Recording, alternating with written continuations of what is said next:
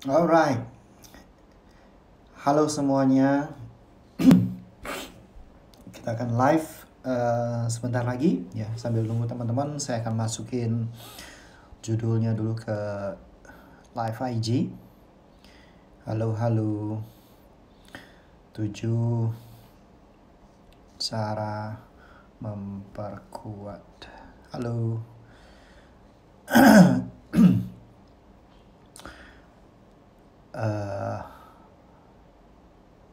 Komitmen untuk berubah.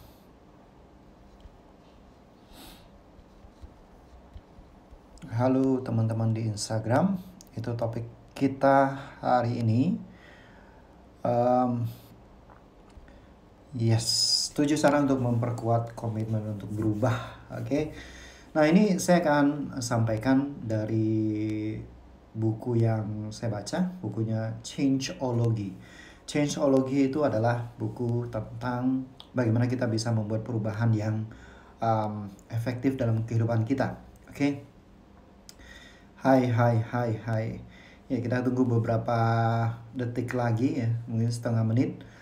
Selamat bergabung teman-teman di Facebook, selamat bergabung teman-teman di Instagram.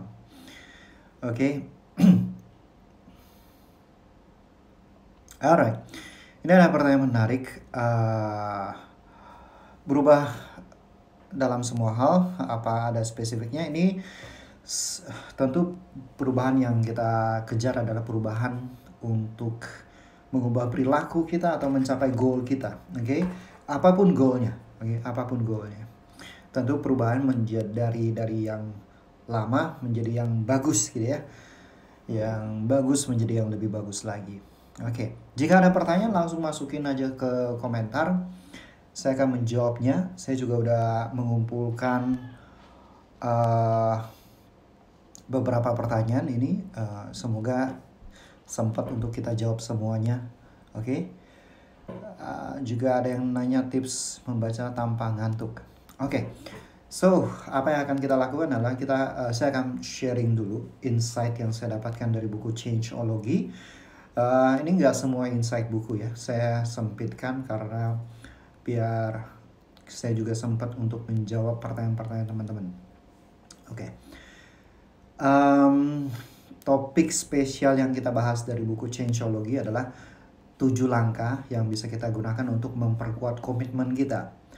Nah, langkah ini, komitmen ini kita bangun setelah kita punya kejelasan. Kita sudah tahu apa yang kita inginkan, kita sudah punya rencana, ya, kita sudah tahu visinya kita tahu goalnya kita, kemudian kita tahu rencana eksekusi kita untuk mencapai goal-goal kita, baru kita butuh komitmen. Ya, jadi kita nggak bisa komitmen tanpa sebuah perencanaan yang jelas. Kita nggak akan bisa komitmen kalau kita nggak tahu kita mau kemana. Oke? Jadi kita butuh visi yang jelas, butuh goal jangka pendek yang jelas. Oke, kalau Anda ingin tahu lebih jelas tentang bagaimana, yes, bukunya Changeology. Bagaimana supaya Anda bisa mencapai goal dengan cepat, cek postingan terakhir saya tentang gercep bikin goal 12 minggu. Oke? So, kita butuh komitmen setelah kita punya rencana yang jelas untuk mengeksekusi goal kita butuh komitmen. Nah, komitmen ini kita butuhkan untuk menjaga progresnya kita. Kita butuhkan untuk membuat kita terus maju mencapai apa yang kita inginkan. So, ini sangat penting. Oke? Nah, kita juga nggak akan bisa komitmen kalau goal yang kita buat itu tidak relevan dengan apa yang kita inginkan. Oke? Nah, terkadang saya belajar bahwa ketika kita sedang menjalani jalur kehidupan yang sebenarnya bukan hal yang benar-benar kita inginkan, sangat sulit bagi kita untuk berkomitmen pada hal itu. So, kita harus mulai dari visi, kita harus mulai dari goal kita. Oke? Baik. Untuk bisa membuat komitmen ini dengan lebih bagus, maka kita harus membangun kesadaran kita. Membangun kesadaran kita dalam hal apa? Membangun kesadaran kita untuk mengetahui apa sih perilaku kita, bagaimana perilaku kita selama ini, apa yang menjadi kelebihan kita, kelemahan kita, apa yang harus kita perhatikan supaya kita bisa menjaga komitmen kita. Nah, untuk bisa membangun kesadaran ini, kita juga bisa yang bisa kita lakukan adalah untuk menjaga kesadaran ini juga butuh komitmen, oke? Dan kesadaran, kita membangun kesadaran itu sudah separuh dari perubahan. Nah, selama 90 hari, belum sampai 90 hari sih, ini hari ke 75, 76, 77, 78, 79. Ini hari ke 79 saya menjalani pola makan yang berbeda, oke? Saya menjalani sebuah program di mana saya mengubah relasi saya dengan makanan. Nah, dari situ saya dari pertama kali mulai sampai sekarang saya sudah turun hampir 7 kilo, oke? Kadang 7 kilo ya, naik sedikit, tapi tangganya terus menurun. Oke. So, hal yang paling penting yang saya pelajari adalah tentang bagaimana kita membangun kesadaran kita pada setiap hal yang kita lakukan. Karena ini konteksnya dengan pola makan, maka dia mengajarkan bagaimana kita menyadari apa yang kita makan. Oke. Dia membantu kita menyadari pada saat kita mau makan, dorongan seperti apa yang membuat kita mau makan. Oke. Kemudian pada saat kita makan, bagaimana rasanya? Pada saat kita makan, kapan kita kenyangnya? Apa yang dirasakan setelah makan? Nah, itu membangun kesadaran di dalam semua perilaku kita akan sangat mempermudah kita mencapai goal yang kita inginkan. Oke. Jadi kita harus membangun kesadaran ini. Membangun kesadaran dalam apa yang sedang kita lakukan sekarang. Apakah saya sedang menunda? Apakah saya sedang melakukan apa yang tidak seharusnya saya lakukan, atau sekarang saya sedang melakukan apa yang harus saya lakukan? Oke. Atau mungkin saya sedang membuat progres dalam kehidupan saya. Oke. Nah, membangun kesadaran ini akan sangat-sangat membantu kita untuk membuat perubahan yang lebih besar, yang lebih kuat, dan juga akan membantu kita meningkatkan komitmen. Oke. So, langkah pertama yang bisa kita gunakan untuk meningkatkan komitmen adalah kita harus mempersempit pilihan kita. Nah, dalam filosofinya saya di membuat prioritas saya, membuat saya menjadi lebih produktif adalah saya menyebutnya itu sebagai highest first. Oke, highest first adalah prioritas paling tinggi, yang mana ketika saya bereskan, saya capai goal yang paling prioritas itu, atau saya menyelesaikan tugas yang paling prioritas itu, maka semua hal lain akan ikut beres dengan sendirinya. Ketika saya mencapai satu hal yang paling tinggi prioritas ini, maka goal-goal yang lain akan ikut bertumbuh juga, akan ikut maju juga. Itu yang saya sebut sebagai highest first. So, langkah pertama di sini adalah mempersempit pilihan Anda. Oke, fokus pada prioritas utama Anda, ya, prioritas utama saya yang itu saya sebut dengan highest first. Nah, jadi dengan demikian kita mempersempit pemikiran kita supaya kita tidak lihat kanan lihat kiri. Dengan kita fokus pada highest first-nya kita akan terhindar dari apa yang disebut dengan shiny object syndrome. Nah, shiny object syndrome itu lihat, oh ini bagus, kayaknya ini oke deh. Lihat ini bagus, kayaknya ini oke deh. Dan akhirnya kita terlalu banyak komitmen. Ketika kita terlalu banyak komitmen, kita tidak bisa menyelesaikan apapun. Oke? Dan ini ada permintaan videonya di save ya. Nanti saya save, nanti juga saya akan upload ke YouTube. Oke? Jadi Anda bisa follow YouTube saya di Agus Baca Kilat. Semua video rekaman saya ada di sana. Oke? Nah, gini. Apa yang harus kita prioritaskan di sini? Sebelum kita memprioritaskan aktivitas, kita harus memprioritaskan goal kita dulu. Oke, jadi langkahnya adalah visi jangka panjangnya kita. Anda mau hidup seperti apa? Punya gaya hidup seperti apa? Personally, saya punya saya ingin menjalani gaya hidup yang saya punya kebebasan. Oke, saya punya rumah yang nyaman, tapi saya suka stay at home. Jadi zaman COVID sekarang ini, stay at home merupakan surga buat kami, oke, juga buat anak-anak. Malah kadang-kadang saya harus kadang-kadang ke rumah orang tua saya untuk antar makanan. anak-anak juga tetap tidak mau ikut gitu ya, karena mereka happy stay at home. Jadi bisa punya kebebasan, saya mau kerja berapa jam, mau kerja kapanpun, itu yang saya inginkan. Jadi itu adalah untuk bisa mencapai itu, sekarang 12 minggu ke depan, saya harus mencapai goal apa. Saya harus menciptakan perubahan apa yang terjadi dalam hidup saya supaya saya bisa mencapai visi itu. Nah itu goal 12 minggu, katakan itu prioritas saya. So dari situ, goal itu yang menjadi prioritas. Dari goal itu baru kita breakdown menjadi langkah-langkah sederhana, rencana eksekusi yang bisa kita lakukan satu persatu, langkah-langkah kecil yang kita komitmenkan untuk mewujudkannya. Oke? Nah, jadi bukan memprioritaskan aktivitas, tapi memprioritaskan goal. Setelah goalnya diprioritaskan, semua rencana dan aktivitas-aktivitas yang harus kita lakukan untuk mencapai goal itu otomatis menjadi prioritas dengan sendirinya. Oke?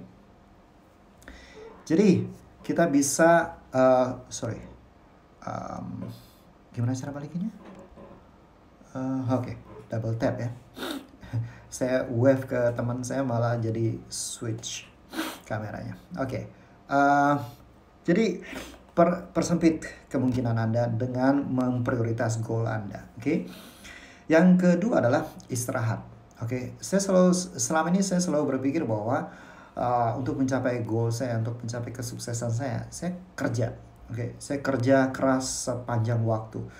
Dulu ketika saya mau bangkit dari kebangkrutannya saya di salah satu bisnis saya kerja sampai 7 hari seminggu. Ada rekornya saya tuh 7 malam saya nggak tidur. Jadi siangnya kerja, malamnya belajar. Tapi apa yang terjadi? Saya mengorbankan kesehatan saya. Oke. Jadi saya mencapai goal saya, yes, situasi berbalik, tapi saya mengorbankan kesehatan saya. Jadi apa yang menjadi visinya saya adalah saya mau mencapai setiap goal penting yang saya inginkan, tapi saya tidak mau mengorbankan keluarga, saya tidak mau mengorbankan kesehatan. Jadi saya punya pola makan yang bagus, saya punya waktu untuk berolahraga, saya punya waktu untuk keluarga, saya punya waktu untuk memulihkan diri saya. Jadi istirahat itu adalah hal yang sangat penting. Nah, istirahat ini bisa kita lakukan dengan menggeser atau mendelegasikan atau mengeliminasi pekerjaan-pekerjaan yang tidak penting. Oke? Sehingga Anda benar-benar melakukan apa yang benar-benar penting dalam kehidupan Anda. Oke? So, prioritas adalah bukan tentang melakukan banyak hal, tapi melakukan hal yang benar-benar berdampak untuk mencapai goal Anda. Oke? Nah, yang ketiga, Anda public commitment kan. Oke? Public commitment. Nggak mesti, kalau di pandangan dari John Norcross ini, Changeology, public commitment adalah hal yang penting. Public commitment ini akan meningkatkan komitmen Anda. Tapi sebenarnya yang saya pelajari dari berbagai buku juga dan pengalaman saya, ada 2 tipe orang sebenarnya. Tipe pertama adalah mereka yang jadi semakin komitmen ketika mereka menyampaikan secara publik apa yang mereka ingin sampaikan, apa yang mereka ingin capai dalam goal mereka. Sedangkan tipe kedua adalah mereka yang justru mau bergerak diam-diam dan tiba-tiba publik melihat goalnya tercapai. Itu adalah sesuatu yang memuaskan buat dia. Nah, sekarang Anda tipe yang mana? Oke, kalau Anda tipe yang ingin menyampaikan secara publik dan itu membuat komitmen Anda meningkat, do it. Tapi kalau Anda merasa bahwa, karena sebagian orang merasa bahwa ketika dia menyampaikan ke publik, bawah sadarnya menangkap bahwa kayaknya saya udah selesai nih tugas saya. So, dia tidak lagi melakukan segala sesuatu. Oke, dia tidak lagi fokus untuk take action. Dia merasa separuh pekerjaannya udah selesai, dia tidak melakukan komitmennya lagi. Nah, Anda termasuk tipe yang mana gitu ya. Jadi Anda bisa menilai, Anda tes ukur aja kalau Anda public commitment kan, komitmen Anda terhadap action Anda bagaimana. Tapi kalau Anda diem saja dan bekerja, terus komitmen Anda untuk bisa eksekusi itu seperti apa? Itu kita harus tes ukur, cara paling simpelnya. Oke? So, saran dari buku Changeology adalah buat public commitment, sehingga Anda akan berbagi resolusi Anda kepada publik, itu akan meningkatkan komitmen Anda. Tapi catatan dari saya adalah Anda tipe yang mana? Kemudian, buat diri Anda untuk mudah untuk mengingat goal Anda. Goal Anda harus dicatat, dan tentu kalau saya bikin itu di Sing Planner, oke. Goal saya catat di Sing Planner. Setiap hari saya baca Sing Planner saya, jadi saya selalu diingatkan pada goalnya saya. Lakukan apapun yang bisa Anda lakukan untuk bisa membuat goal Anda selalu terlihat, oke. Out of sight, out of mind. Apa yang Anda tidak lihat, pasti Anda mudah untuk Anda lupakan. Jadi tempel di sticky note kah, di meja kerja Anda atau dimanapun, supaya Anda bisa komitmen, selalu ingat pada goal Anda. Kemudian yang kelima, oke, saya ulangi. Yang pertama adalah buat prioritas goal yang sangat sempit sehingga Anda curahkan energi perhatian Anda ke satu goal itu. Kemudian istirahat yang cukup ya, siapkan untuk waktu untuk melakukan hal-hal yang bermakna dalam kehidupan Anda. Ini merupakan alasan kenapa Anda harus berjuang, alasan kenapa Anda harus fokus pada apa yang Anda ingin lakukan. Oke, yang ketiga bikin public commitment. Yang keempat, bikin diri Anda mudah untuk mengingat goal Anda, lihat goalnya di mana-mana. Oke, yang kelima adalah do something, oke, eksekusi. Ada kadang dalam situasi-situasi tertentu kita semua pasti merasa kayaknya nggak pengen melakukan sesuatu, nggak pengen mengeksekusi rencana Anda. Salah satu tips dari Mel Robbins yang sangat bagus adalah Anda bayangin Anda seperti sebuah roket yang mau diluncurkan. Nah, roket yang mau diluncurkan pertama kali itu butuh energi yang sangat besar. Oke, mungkin bahkan ada salah satu tulisan yang membahas bahwa roket untuk bisa naik dari bumi, naik ke atas, siap-siap untuk bisa meluncur, itu menghabiskan separuh dari bahan bakarnya. Nah, itulah analogi yang pas banget menurut saya. Mel Robbins menyampaikan analogi yang pas karena pada saat kita mau memulai sesuatu akan ada resistensi yang sangat besar dalam diri kita. Nah, tips yang sangat bagus dari Mel Robbins adalah coba perlakukan Anda sendiri seperti roket yang siap untuk meluncur. Apa yang dilakukan sebelum roket meluncur adalah menghitung mundur 5 turun ke 1. Jadi 5, 4, 3, 2, 1, Anda langsung berdiri, langsung lakukan apa yang harus Anda lakukan. Oke, itu akan sangat mengubah state-nya Anda, merusak pola Anda untuk membangun resistensi. Oke. Nah, yang keenam adalah ambil langkah kecil. Kalaupun Anda sampai merasa bahwa sangat berat untuk melakukan sesuatu, setelah Anda hitung 5, 4, 3, 2, 1, komitmenkan 5 menit atau 10 menit aja. Oke, saya nggak melakukan panjang-panjang, saya nggak lama-lama, 10 menit aja. 10 menit Anda lakukan dan lihat apa yang terjadi. Anda akan membangun momentum dan Anda akan merasa bahwa tanggung. Oke, lanjutkan sampai 1 jam, beri waktu Anda istirahat 10 menit. Oke, karena kita ini bukan robot, kita ini bukan komputer yang dinyalakan dari pagi sampai tengah malam tetap berkinerja sama. Anyway, terkadang komputer pun harus di restart supaya performanya optimal. Nah, Anda perlu merestart diri Anda dengan memberikan istirahat 10 menit setiap kali 1 jam bekerja atau 1 jam belajar. Oke, itu langkah ke-6. Dan langkah ke-7 adalah membangun latihan sebelum Anda melatih diri Anda sebelum Anda melakukan eksekusi. Bagaimana caranya? Lakukan visualisasi. Oke. Visualisasi Anda, bayangkan bagaimana Anda mulai melakukannya. Anda membayangkan bagaimana Anda mengeksekusinya dan apa yang Anda rasakan ketika Anda selesai bekerja mengeksekusi hal itu dan memberikan kepuasan dalam diri Anda. Nah, hal-hal seperti itu Anda visualisasikan sebelum Anda melakukan tugas Anda, sebelum Anda melakukan pekerjaan Anda. Oke? Nah, itu 7 cara.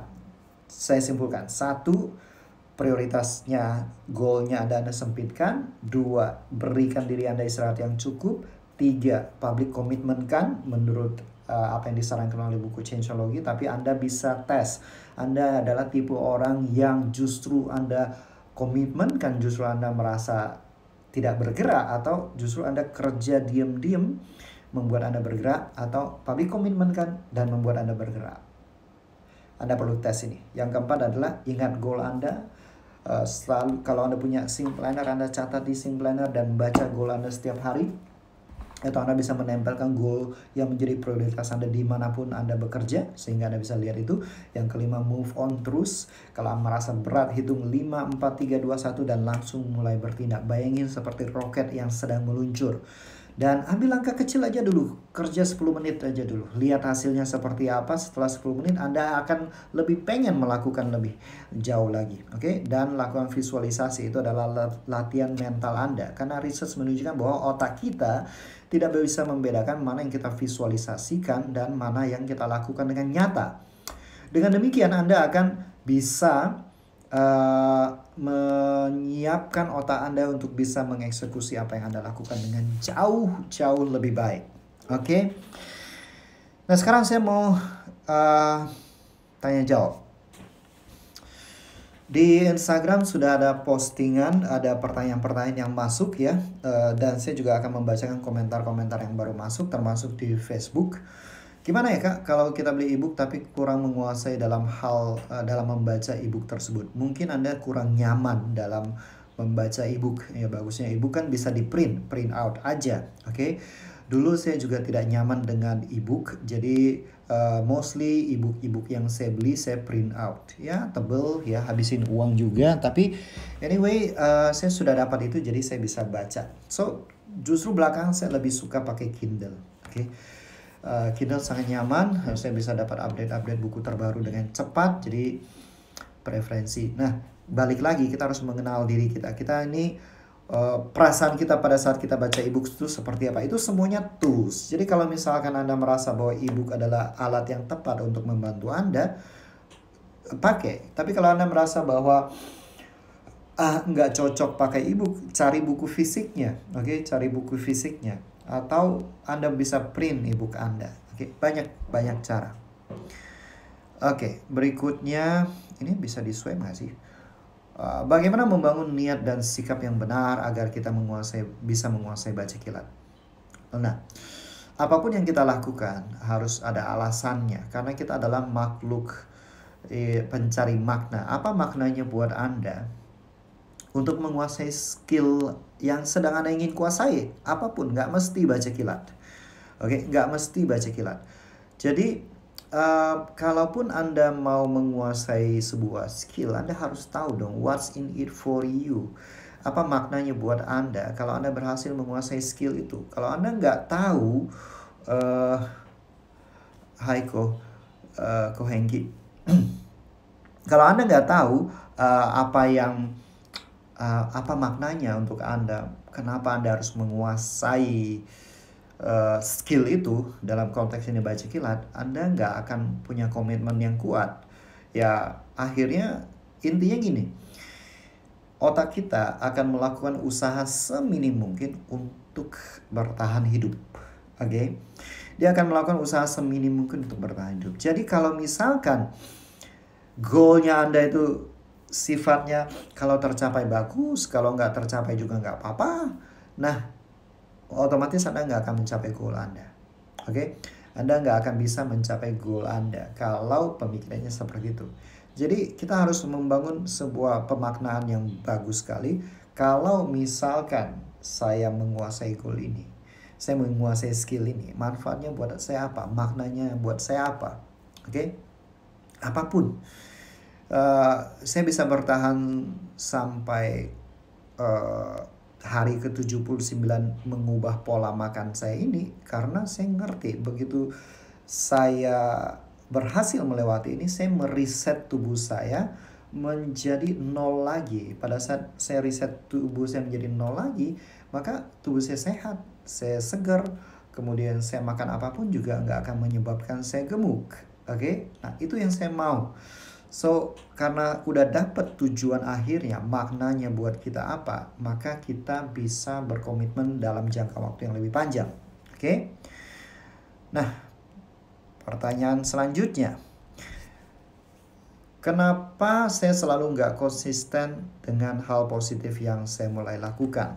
Nah, perubahan itu harus dilakukan bukan separuh-separuh atau secuil-secuil di sana, secuil di sini.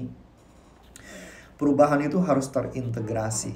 Nggak bisa saya bilang saya mau berubah pola makan, tapi itu seperti sesuatu yang ditempelin dalam hidup saya, tidak terintegrasi membentuk satu kesatuan dalam kehidupan saya. Itu akan susah untuk kita lakukan. Ya, perubahan itu akan susah untuk kita lakukan. Yang kita harus membuat sebuah perubahan yang terintegrasi mulai dari visi kita, goal jangka pendek kita, rencana eksekusi kita, rencana kurikulum pemandiri kita, dan kita berkomitmen untuk menyelesaikan satu persatu. Oke, karena visi inilah why-nya kita. Kalau kita nggak punya why yang jelas, kita sekedar, oh ini kayaknya bagus, saya mau menguasai skill ini. Tapi karena nggak jelas why-nya apa, dan bisa jadi karena nggak jelas itu juga nggak selaras sama why-nya kita nggak melakukan komitmen itu. Jadi sebenarnya bukan Anda kurang willpower, bukan karena Anda kurang komitmen, tapi karena Anda tidak membangun kejelasan, jadi komitmennya jadi nggak bisa kuat. Oke, jadi komitmen itu hanya sekedar simptom yang kita rasakan. Akar yang harus kita bereskan adalah terintegrasi mulai dari visi, goal jangka pendek, rencana eksekusi kita, rencana kurikulum pemandiri kita, dan pengukuran bagaimana kita mengeksekusi goal-goal dan rencana-rencana kita. Ya, jadi nah itu PR-nya kita. Nggak bisa tiba-tiba di tengah jalan Anda minta tips ini, tips itu, kalau Anda belum membereskan PR itu. Oke? Selain membaca cepat, bagaimana cara menyampaikan bacaan dengan baik? Nah, saya bukan tipe orang yang pro untuk menyelesaikan buku dengan cepat. Tapi karena saya bisa memahami dengan cepat sebuah buku, terus bonusnya bukunya cepat selesai, ya itu bagus. Jadi fokus selain membaca cepat, saya memang bukan membaca cepat ya. Apa yang dilakukan oleh Baca Kilat adalah mengintegrasikan cara kerja pikiran kita sehingga pada saat kita menyelesaikan bukunya kita selesaikan dengan pemahaman tinggi dan bonusnya selesainya cepat kayak gitu. Oke. Jadi terkadang saya baca komentar-komentar di promosi-promosinya saya senyum-senyum sendiri. Orang protes. Ngapain baca cepat-cepat kalau nggak paham? Lah, siapa bilang baca cepat terus nggak paham? Jangan dilakukan kalau nggak paham. Justru kita mau baca buku dengan pemahaman tinggi terus bisa cepat, ya kenapa enggak gitu ya. Pak, bagaimana cara cepat dan tepat merangkum suatu bahan bacaan? Nah, merangkum bahan bacaan, saya rangkum, Anda rangkum buku yang sama, pasti hasilnya beda. Why? Karena kita mulai dari titik yang berbeda. Pengetahuan kita sebelumnya berbeda, pengetahuan yang tujuan akhir kita juga kemungkinan besar akan berbeda. Jadi rangkum ya bikin tujuan versi Anda. Pastinya rangkuman itu juga personal. Nah, kesulitan kebanyakan orang dalam membuat rangkuman adalah dia melakukan rangkuman itu untuk membaca untuk orang lain. Dia membaca untuk orang lain. Oke, kalau kita membaca untuk orang lain, makin susah buat kita untuk merangkum hal itu. Kenapa? Karena gak personal buat kita. Kita hanya, mari kita akui, kita ini manusia biasa. Kita hanya akan melakukan sesuatu kalau kita merasa apa yang kita lakukan itu bermakna buat kita, penting buat kita, berdampak buat kita. Kalau enggak, kita nggak mau melakukan. Jadi buat tujuan personal kenapa mau baca buku itu, ringkas, baca, pahami, kemudian rangkum dan jelaskan kepada orang lain. Pada saat Anda menjelaskan kepada orang lain, pemahaman Anda akan naik jauh lebih tinggi daripada hasil membaca Anda di awalnya. Oke, jadi itu salah satu manfaat positif Anda melakukan membuat rangkuman. Ada pertanyaan dari Daryl Chandra 17. Apakah Baca Kilat bisa dikuasai semua orang? Yes. Baca Kilat menggunakan brain based learning yang merupakan cara kerja alami otak kita, cara kerja otak kita dalam memproses informasi. So, setiap orang punya sistem otak yang sama, ya apa yang diproses saja yang berbeda. So, karena Baca Kilat menggunakan brain based learning, semua orang bisa. Apa yang paling menghambat untuk seseorang menguasai Baca Kilat adalah mereka tidak mau melepaskan paradigma lama dalam membaca. Oke? Paradigma lama Anda dalam membaca, masalah nggak? Menurut saya nggak masalah. Selama paradigma lama Anda bisa membuat Anda menuntaskan satu buku dengan pemahaman tinggi dan mencapai 100% tujuan membaca Anda dalam waktu sesingkat mungkin, nggak ada masalah. Tapi kalau misalkan paradigma lama Anda membuat Anda lambat dalam membaca, bukunya nggak pernah selesai, Anda nggak paham apa yang Anda baca, kenapa tidak adopsi paradigma baru? Oke? Nah, seringkali mereka punya paradigma yang lama yang tidak kondusif untuk membuat mereka bisa memahami satu buku dengan pemahaman tinggi, tapi mereka nggak mau melepaskan paradigma lama itu. Nah, itu yang repot. Oke? Itu yang paling menghambat. Oke, pertanyaan terakhir dari question box saya. Saat visualisasi, apa yang kita bayangkan? Apa yang kita inginkan?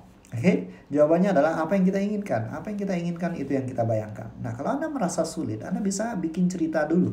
Tulis apa yang Anda ingin memvisualisasikan. Anda tulis. Lalu bacakan atau rekam. Kemudian Anda dengarkan, tutup mata, Anda bisa memvisualisasikan sesuai dengan rekamannya Anda. Oke, jadi itu yang kita lakukan. Very simple. Oke. Pertanyaan jauh lebih banyak di Instagram ya. Saya akan jawab yang di Facebook dulu. So far baru 3, jadi very simple. Bisa saya selesaikan di sana dengan cepat dan mudah. Oke. Raihan Ilhan, apa sih Kak manfaat dari komitmen? Dan jika kita tidak berkomitmen, apa dampaknya? Kalau kita komitmen, goal kita tercapai. Kalau kita tidak komitmen, goal kita tidak tercapai. Simple. Dan mau komitmen harus bayar harganya. Artinya pasti melewati proses yang tidak nyaman. Kalau gampang, kalau nyaman, semua orang sudah bisa melakukannya. Nah, karena spesial lah, makanya itu susah. Dan orang yang bisa melakukannya adalah orang-orang yang spesial. Dan orang-orang spesial ini punya komitmen. Pak Pasek Reksa, halo, apa kabar Bali Pak? Bagaimana cara mempertahankan momentum itu Pak Agus? Biar tidak sekarang semangat, namun besoknya males lagi. Well, 7 langkah itu tadi, oke? 7 langkah itu tadi. Salah satu hal, fokus prioritas supaya kita tidak terlalu banyak pemikiran. Kemudian istirahat yang cukup sehingga energi kita selalu tinggi. Lalu lihat goal kita setiap hari, oke? Kalau lihat goal aja nggak cukup, lihat alasan dibalik kenapa Anda harus mencapai goal itu. Bisa jadi kayak Anda harus mencapai goal itu karena Anda ingin memberikan yang terbaik untuk keluarga Anda kan. Nah, basically buat saya motivasi yang paling gampang adalah kita lihat anak kita, atau Anda belum punya anak, orang-orang yang Anda cintai. Seperti apa kehidupan terbaik yang Anda ingin berikan kepada orang-orang yang Anda cintai, itu motivasi terbesar kita sudah. Oke, nggak usah panjang-panjang, nggak usah jauh-jauh carinya. Pak Tolha, halo Pak, apa kabar Finlandia? Dahsyat. Saya masih belajar untuk berkomitmen dengan target-target kita. Jangan ajak saya dong Pak, target Bapak itu ya. Tetapi memang multitasking adalah menjadi hal yang menantang yang harus saya hadapi. Multitasking adalah sebuah mitos. Kita pikir kalau kita multitasking, kita itu produktif. Enggak, kita bisa doing less dan achieve more. Ketika kita doing less, kita bisa menyelesaikan lebih banyak daripada kita multitasking. Oke, semua research tentang produktivitas menunjukkan bahwa multitasking adalah hal yang merusak produktivitas. You never good at multitasking. Ya. Berapa lama pun kita melatih diri kita, kita tidak akan bagus dalam multitasking. So, apa yang harus kita lakukan adalah monotasking. Di dalam Sing Planner kita benar-benar melatih monotasking. Kita kerjain satu tugas dengan waktu tertentu. Ini 90-15 berarti kita kerja 90 menit, lalu istirahat 15 menit, fokus mengerjakan satu hal doang. Oke, jadi berapa lama pun Anda melatih multitaskingnya Anda tidak akan pernah jadi luar biasa dalam multitaskingnya Anda. Jadi better kita latih monotasking.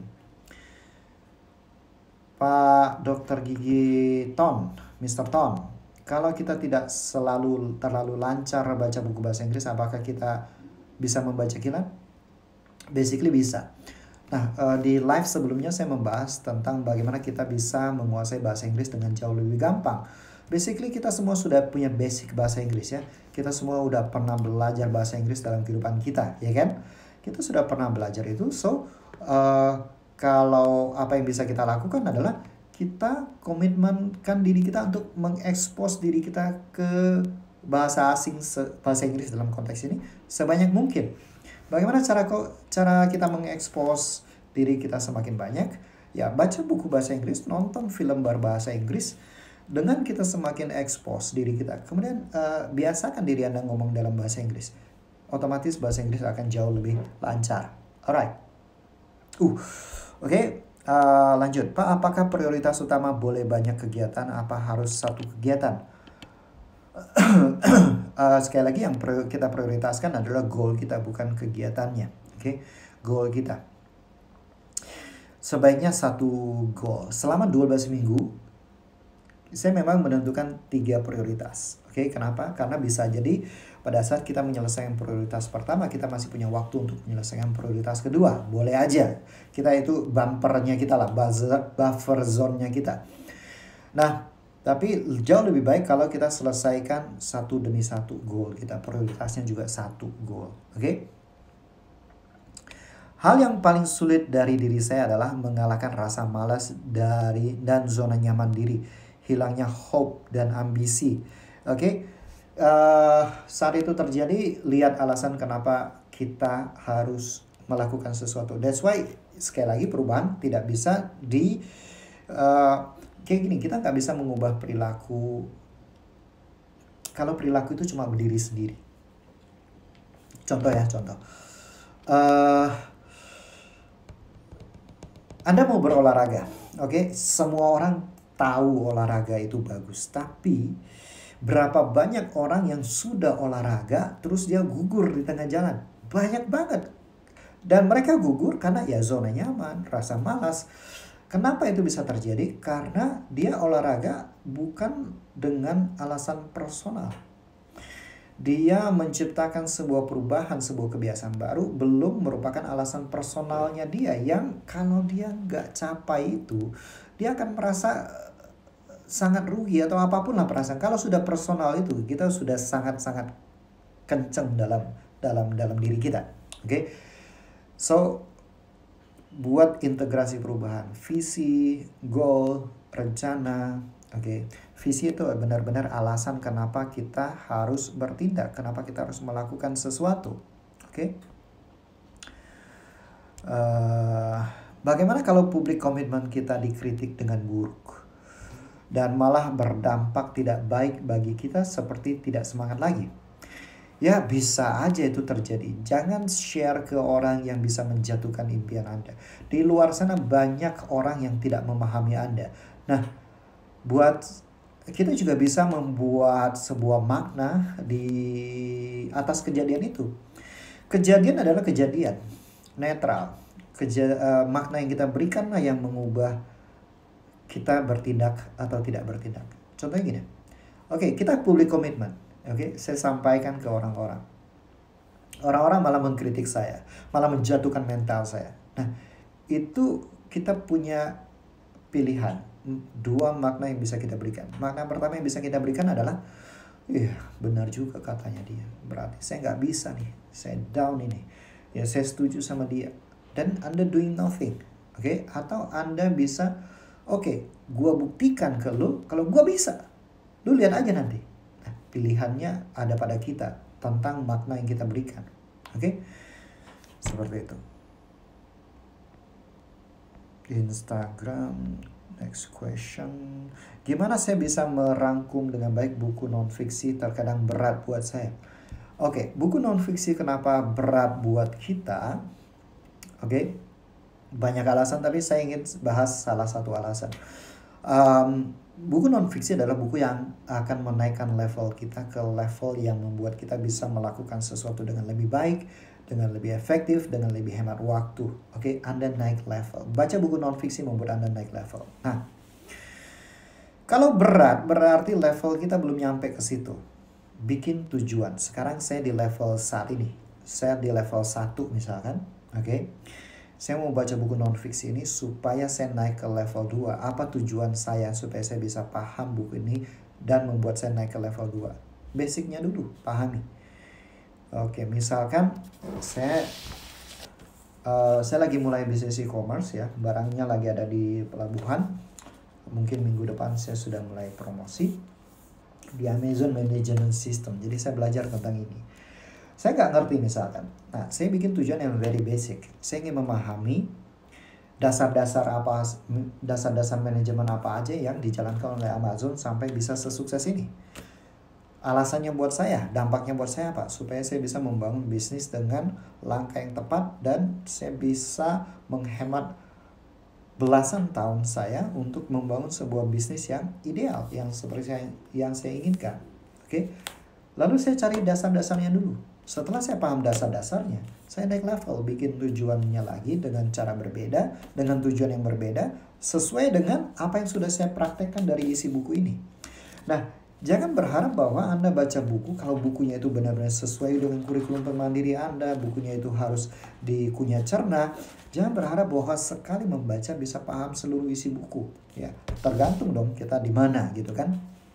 That's why saya suka banget baca buku yang harus saya kunyah cerna, itu menaikkan level saya, bukan membaca buku yang dicicip. Nah itu ya sebentar aja udah selesai dan tidak bawa diri saya kemana-mana gitu. Bagaimana cara menjaga mood membaca buku-buku tebal dan berat? Ya sama dengan jawaban yang tadi, bikin tujuan naik level setahap demi setahap. Bagaimana cara makan gajah? Segigit demi segigit. Oke, jadi step by step lah. Bagaimana cara mempelajari buku yang berbahasa Inggris, Pak? Karena sebenarnya kosakata belum familiar. Ya selama ini kalau misalkan memang butuh buka kamus. Ya awal-awal saya membaca buku bahasa Inggris, saya buka kamus dan itu memperlambat saya. Tapi ya itu kan sementara. All beginning are difficult. So expose diri Anda sebanyak mungkin. Kalau memang saat itu saya harus buka banyak kamus, ya buka aja. Tapi kan setelah itu kalimat-kalimat atau kata-kata yang sudah saya buka nggak perlu saya buka lagi. Oke. Nggak ada masalah, tinggal kita jalanin aja. Membaca 1 halaman per detik, Pak? Betul. Ya, pertanyaannya apa? Bagaimana cara atau latihan membaca 1 halaman per detik? Beli bukunya, Bu. Lengkap caranya semuanya. Oke, jadi dalam waktu sesingkat ini saya nggak mungkin bisa menjelaskan secara komprehensif. Kenapa saya harus menjelaskan secara komprehensif? Karena dengan penjelasan komprehensif itu Anda jadi yakin apa yang Anda lakukan. Begitu Anda confident dengan apa yang Anda lakukan, Anda akan lakukan dan dampaknya luar biasa. Anda lihat highlight story-nya saya, itu adalah orang-orang yang sudah memahami bagaimana cara kerjanya dan mereka mempraktikkan dan hasilnya luar biasa. Oke? Bagaimana cara latihan membaca? Iya. Pak, bagaimana cara memasukkan informasi ke alam bawah sadar? Ya, ini penjelasannya adalah tentang membaca 1 halaman per detik atau memotret 1 halaman per detik. Oke? Saran saya beli e-booknya saya, atau enggak kalau Anda mau jalur yang lebih cepat, ikut Baca Kilat Home Study Course di belajarbacakilat.com. Itu sudah saya jelaskan secara sistematis, komprehensif, mulai dari Anda nol sampai Anda bisa praktik baca kilat. That's it. Doing less, achieve more. Oke. Kalau multitasking untuk hal ringan, Pak, ya ada hal-hal yang tidak perlu pemikiran mendalam dalam bisa mengeksekusinya. Ya oke aja gitu loh. Tapi selama hal itu penting buat Anda, berdampak pada goal Anda, jangan multitasking. Oke. Apakah kamusnya perlu dibaca kilat? Ya Pak Herman, banyak banget yang baca kilat kamus, hanya baca kilat saja, hanya baca kilat kamus saja untuk mengisi database kamus itu ke pikiran bawah sadarnya. Dan pada saat dia membaca buku bahasa Inggris, dia punya sense of meaning sehingga itu mengurangi kerepotan untuk terus membuka buku. Oke, bisa aja. Oke. Ya Ibu Christina, saya belum nyampe aja baca pertanyaannya Ibu. Oke, dan anyway topik kali ini kan memperkuat komitmen untuk berubah gitu ya. Nah, tinggal Ibu Christina berkomitmen untuk cari informasi lebih lanjut, karena semua informasi yang dibutuhkan untuk menguasai baca kilat sudah saya siapkan di ebook saya, sudah saya siapkan di belajarbacakilat.com. Find out there gitu. Oke, lanjut ke Facebook, Pak Tolha. Terima kasih insight-nya Pak Agus. Saya tulis ringkas quote-nya Pak. Thank you. Multitasking is damaging. It's better monotasking, doing less, getting more. Yes, thank you Pak Tolha. Pak Akyong, Selamat sore Pak Agus, saya sudah baca kilat dan lihat video online Bapak, tapi saya masih bingung dan mundur lagi membaca kata per kata dan pikiran melayang. Apa yang harus saya terapkan lagi? Pak, tonton kembali modul 2 video 2 tentang paradigma membaca. Oke, setelah Bapak paham kembali paradigma membaca itu, kembali praktekin baca kilat lagi. Oke.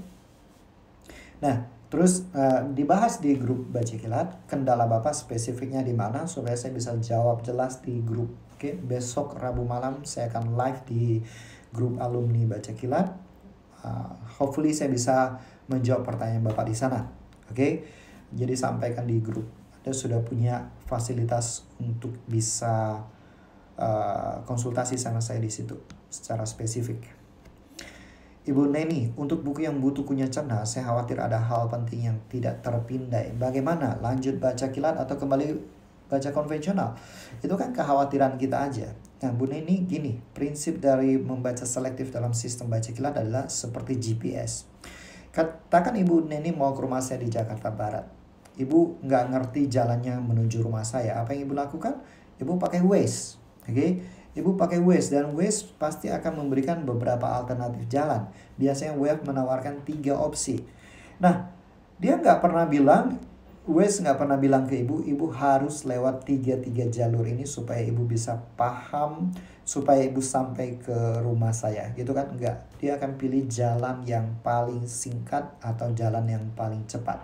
Nah, selective reading dalam sistem baca kilat itu adalah memilih jalan yang paling singkat dan paling cepat untuk mencapai tujuan kita. Oke? Nah, jalan yang paling singkat itu kita nggak skip.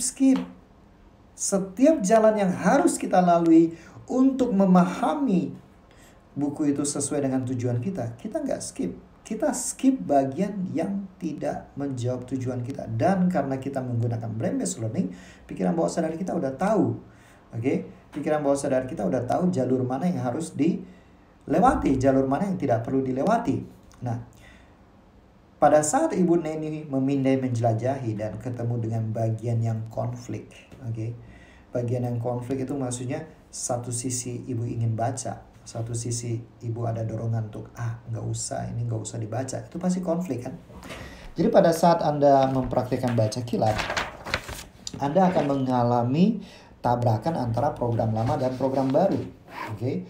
Program lama Anda mengatakan, ya, ini program lama, mungkin ada yang terbalik ya. Program lama mengatakan bahwa baca buku itu harus kata per kata dari awal sampai akhir. Program baru mengatakan baca yang sesuai tujuan, skip yang tidak sesuai tujuan, baca yang sesuai tujuan, skip yang tidak sesuai tujuan. Nah, ini baru. Program baru bilang baca yang sesuai tujuan, skip yang tidak sesuai tujuan, baca yang sesuai tujuan, skip yang tidak sesuai tujuan, dan seterusnya. Nah, kalau program baru dan program lama sama-sama bilang baca, konflik nggak? Nggak konflik dong, ya kan? Sama-sama bilang baca kok. Tapi kalau situasi yang berbeda di mana program lama bilang baca, nanti kelewatan informasi, program baru bilang skip, ini nggak sesuai tujuan, pasti konflik, ya kan? Nah, bagus pada saat muncul konflik itu adalah tanda bahwa ada pertentangan antara dua program. Nah, sekarang Anda sedang melatih skill baru. Program mana yang mau Anda ikuti? Program baru kan? Ya udah. Begitu ada konflik, skip. Itu pasti nggak sesuai tujuan saat ini. Suatu hari Anda butuh, yes, suatu hari Anda butuh, Anda bisa baca buku itu lagi. Dan itu pasti tujuan yang berbeda. Maaf Pak, nanya mulu. Nggak apa-apa Pak, memang saya hadir untuk menjawab pertanyaan. Bagaimana cara kerja baca kilat kamus? Gimana ya?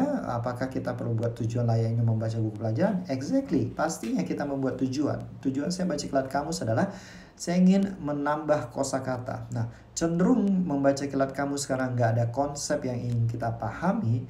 Cenderung memang membaca kilat kamus itu adalah tujuan yang sifatnya why, bukan what, why. Ini pengecualian. Oke? Kalau di buku seperti ini kita harus bikin tujuan what, why. Buku ini tentang apa yang mau saya pahami itu adalah what. Dampaknya dalam kehidupan saya adalah why. Oke? Seperti yang saya contohkan di depan. Jadi nanti kalau Anda mau lihat contoh tujuan tentang buku ini, Anda bisa tonton video ini kembali. Oke? Jadi pengecualian untuk kamus Tujuan di kamus cenderung YY. Saya ingin menambah kosakata saya supaya saya bisa lancar membaca dan berkomunikasi dalam bahasa Inggris. Kayak gitu, itu tujuan saya. Dan saya baca kilat kamus karena nggak ada konsep yang mau dipahami. Baca kilat kamus dilakukan berulang kali, minimal 7 kali selama 1 minggu, jadi sehari sekali. Oke. Misalnya takut ada informasi yang ketinggalan. Nah, takut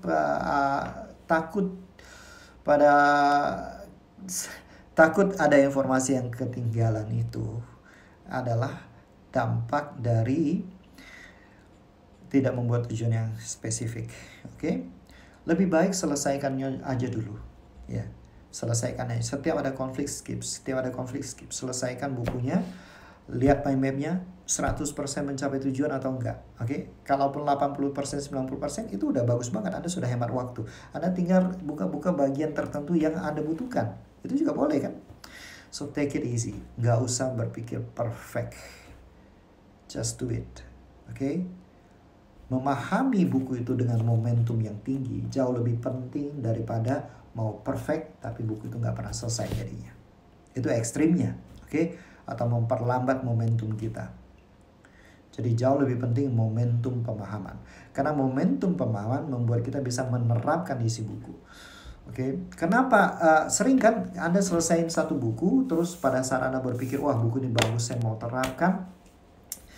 Terus Anda bilang ke diri Anda, kayaknya saya harus baca lagi deh bukunya supaya saya bisa terapin. Itu artinya momentum pemahaman Anda bablas. Momentum pemahaman Anda hilang. Oke, that's why saya pro orang yang harus, yang saya yakini adalah kita perlu menuntaskan buku dengan cepat sehingga kita punya momentum pemahaman sehingga kita bisa mengeksekusi buku itu. Karena jauh lebih penting eksekusi buku daripada baca buku. Oke, Anda baca postingan saya tentang baca buku jangan banyak-banyak. Oke. Misalnya, oke, sudah terjawab semuanya. Oke. Apakah masih ada pertanyaan? Kita masih punya 9 menit live-nya. Nggak berasa ya, udah hampir 1 jam. Semoga live hari ini bisa memberikan Anda manfaat, bisa bikin Anda menerapkan sesuatu yang penting dalam kehidupan Anda. Oke. So, kalau kita simpulkan, bikin prioritas yang jelas, yang sempit, oke. Berikan waktu istirahat sehingga Anda punya energi yang selalu fit untuk mengeksekusi rencana-rencana Anda. Kemudian public commitment, tapi buat saya public commitment adalah pilihan karena saya nggak suka public commitment. Oke. Saya lebih suka bekerja di belakang layar, tahu-tahu orang tahu saya udah mencapai sesuatu. Oke, ingat goal Anda dengan segala cara. Catat goal Anda dimanapun Anda bisa. Pakai Sync Planner untuk membantu Anda fokus. Move on, jadi lawan momentum Anda yang menahan diri Anda untuk bertindak. Dengan cara menghitung 5, 4, 3, 2, 1, launch. Dan Anda langsung eksekusi, langsung lakukan sesuatu. Ambil langkah kecil ya, kerjain aja dulu 10 menit. Setelah Anda kerjain 10 menit, Anda akan lihat perbedaannya seperti apa. Lalu Anda bisa langsung eksekusi lagi dengan lanjutkan lagi. Anda pasti punya momentum yang lebih baik. Oke. Dan visualisasi. Ya, latihan apa yang Anda inginkan. Nah, seperti sekarang setiap pagi saya akan melakukan analisis pasar. Nah, saya visualisasi dulu hasil analisis saya memberikan saya profit. Ya kan? Saya analisis dulu, bayangkan hasilnya profit dan trading hari ini bagus banget. Bagaimana caranya supaya saya bisa konsentrasi ketika membaca? Punya tujuan yang spesifik. Saya nggak bisa kasih tips-tips ya. Kenapa? Karena memberikan tips tidak akan memberikan solusi. Yang saya ingin sampaikan adalah perubahan itu kayak kurang konsentrasi itu hanyalah simptom dari perubahan yang kita inginkan itu belum terintegrasi. Mulai dari visi supaya kita punya goal dan why yang jelas. Punya goal yang jelas. Baca buku pun harus punya goal yang jelas. Harus punya tujuan yang jelas. Dengan demikian kita akan konsentrasi. Jadi kalau membaca sekedar untuk membaca buku, konsentrasi pasti mudah melayang. Karena Karena kita nggak akan terjawab what's in it for me, apa yang mau saya dapatkan dari buku itu. Oke. Terima kasih sharingnya Pak Agus, sangat bermanfaat. Thank you Pak Pasek.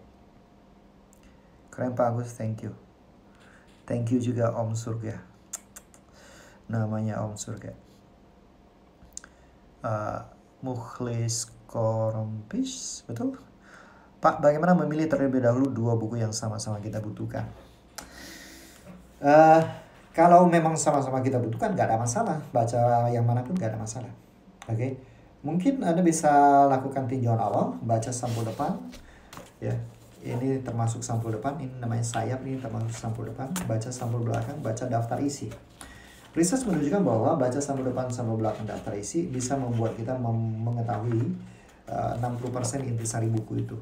Nah, dari situ Bapak bisa milih mana yang lebih basic, ya. Mana yang lebih basic? Selesaikan yang lebih basic dulu. Kayak gitu. Selesaikan yang lebih basic dulu.